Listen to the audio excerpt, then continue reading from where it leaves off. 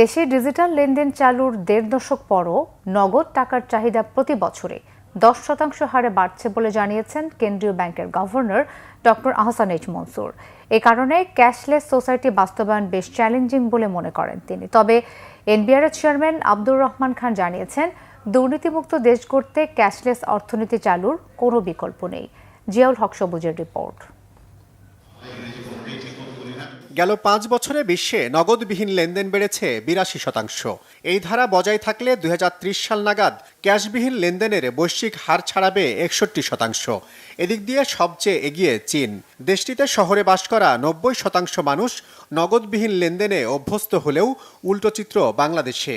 এখানকার ৯৫% মানুষ এখনও নির্ভরশীল নগদ টাকার ব্যবহারে। বুধবার এমন তথ্যই উঠে এলো ক্যাশলেস বাংলাদেশ সামিটে। ক্যাশলেস ইকোনমি অনেক সময় আবার এটা যেন আয়হীন অর্থনীতিতে পরিণত না হয়। ক্যাশলেস ইকোনমি দিয়ে ইনকাম বাড়াতে হবে এবং যারা এই ক্যাশলেস ইকোনমি ইনকামের বাইরে আছে তাদের এর ভিতরে ঢুকাতে হবে। আলোচকরা জানান, ২০২৪ সালে দেশে মোবাইল ব্যাংকিংয়ের মাধ্যমে লেনদেন হয়েছে প্রায় ৫,০০০ কোটি টাকার। মোবাইলে আর্থিক সেবা প্রদান করা ১৩টি ব্যাংকের মাধ্যমে যেই লেনদেন হচ্ছে তা বৈশ্বিক মোবাইল ব্যাংকিংয়ের প্রায় ৯%। এনবিআর চেয়ারম্যান জানালেন, কর ফাঁকি বন্ধে নগদবিহীন লেনদেনের কোনো বিকল্প নেই। আমরা যদি রাষ্ট্রীয়ভাবে যেটা চাই যে এই মুহূর্তে আমাদের রাষ্ট্রের সাধারণ মানুষের যে আকাঙ্ক্ষা যে এটা একটা দুর্নীতিমুক্ত দেশ হবে, ক্যাশলেস হলে এর চেয়ে ভালো আর কোনো কিছু নাই। কারণ আপনি যখনই যেভাবেই ট্রানজাকশনটা করেন না কেন, যদি রেকর্ডেড হয়ে যাবে তার মানে সবাই জানবে যে আমার তো everything recorded.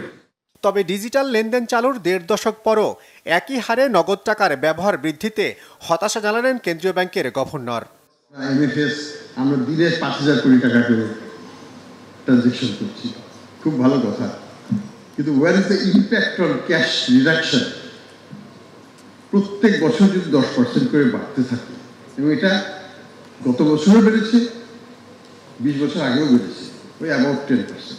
We have to think more creatively, not traditional. It is not helping. Many of our policies sometimes are boomerang হয়ে আমাদের কাছে ফিরে আসতেছে।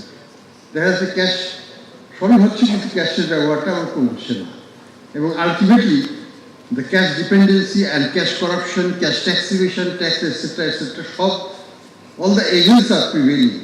গভর্নর জানান, ডাক বিভাগের সক্ষমতা না থাকায় মোবাইল ব্যাংকিং সেবা দেওয়া প্রতিষ্ঠান নগদকে শিগগিরই বেসরকারি খাতে ছেড়ে দেওয়া হবে। We have decided at the highest level that we are going to privatize Nagad. Ziaul হক সবুজ, বাংলা ভিশন, ঢাকা।